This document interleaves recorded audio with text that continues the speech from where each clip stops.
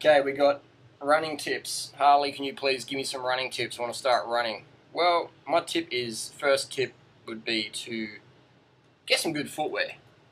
I use these Brooks Green Silence, made by the company called Brooks.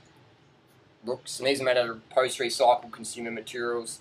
They're like a barefoot shoe, but they're actually better than barefoot because they give you ample cushioning, so you're actually running on the forest floor with a barefoot lightweight shoe. These are about the same weight as the Vibram Trek Sports, and they're lighter weight than the Vibram Classics. So you've got a barefoot shoe, weight-wise, feel-wise, but you've got the cushioning, so you're not going to get the stone bruises, the shin splints, the back problems that are going to make you fat and burn out and slow later on in life.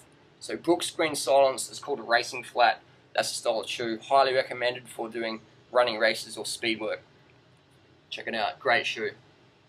This is what I do most of my running in, a Nike Vomero. This is a great cushion shoe. A little bit heavier than the Vibrams there, but plenty of cushioning to do most of your miles in.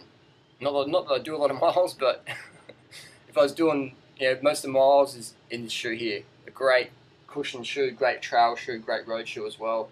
Breathable upper, and it's a good one. Highly recommend it. So that's the first one taken care of is shoes. The clothing, I just run in like a vegan shirt, or I run no shirt, and just some basic running shorts that I've got from a $2 shop from the thrift store. And now this is a little secret. This is my little secret from running 16:55 for 5K last month on average of 10 miles a week for the last 3 years. The Garmin 310 XT is my secret weapon. Why is this my secret weapon? This bad boy lets me pace myself in races, so I can write down my time, divide it by the kilometers, and go, that's my average pace that I need to sit on. No higher, no lower. Just boom, run like a robot. And this Garmin baby helped me so much. I used to do running races before, go out way too fast and then fade at the end, like 99% of people do. Follow the model of all the world record holders and do the negative split. What's the negative split? Negative split means that your last half of the race is faster, maybe just a little bit, than your first part of the race. If the first part of your race is faster than the last part, you went out too hard. And 99% of running races are on flat. So this is going to apply. It's not going to apply if you've got hills because your pace is going to be all over the place. Then you can go by heart rate. If your course is flat, the Garmin 310, that's where it's at. There's the Garmin 405. I don't recommend the 405. The 405 is, in my opinion, a piece of crap. This is Freely's, and it's good for scratching your nose. That's about all it's good for. Because the battery life's crap, it's not waterproof, the bezel goes all funny, and when you're running along it's hard to look at, because this is like a fashion watch. People wear this because they're self-conscious because they think the 310 is too big. But I'll tell you what, it's almost the same freaking size. And the Garmin, the benefits, 20-hour battery life versus 2-hour whatever battery life. Waterproof. You got a bigger little face here, not by much, but enough so when you're running, you don't have to be looking at your watch like that. You can just sort of glimpse just by moving your eyes down and look at your pace per K or pace per mile. 310, I highly recommend it. I can also use it for my power meter on my bike, so it's ANT Plus compatible. Comes with the heart rate strap, so it's great for when you're on hill races, so you can pace yourself evenly.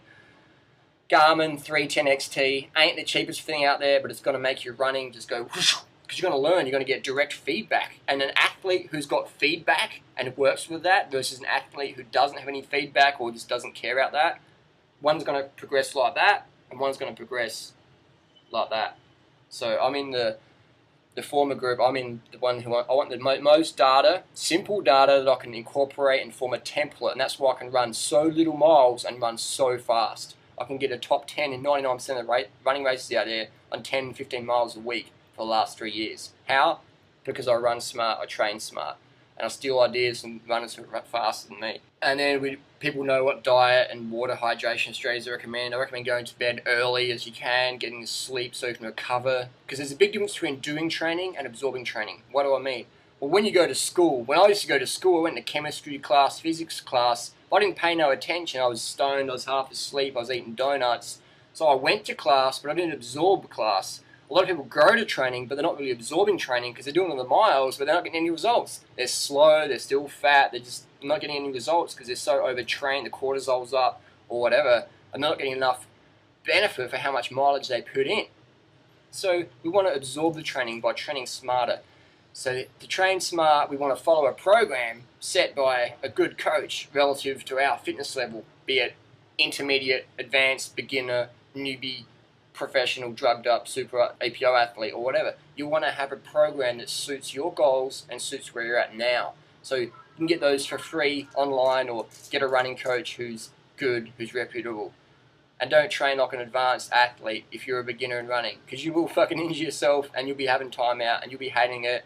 And you'll be one of those people who go, oh, running's bad for your knees, because I started doing 50 miles a week or 100 miles a week off the bat, and my knees couldn't handle it. Or I ran in those Vibram 5-finger fad shoes, and I couldn't run slow, and I'm just running slow, and I don't know, like, running's not for me, it's not for my genetic type or whatever. It's like, no, train smart, use the right footwear, use the Garmin, stay hydrated, carb up, get the sleep, and just do it, man. Because running's such a good thing to do. It's such a good sport. It's so fun. It's so natural. I can be anywhere in the world. I can be in London, Paris, Bangkok, Singapore, New York City, LA, whatever. As long as I've got my shoes and some shorts, I can go for a jog, go for a walk, go for a run. It's a fantastic way to meet people. I love doing running races. Share the vegan message. It's great.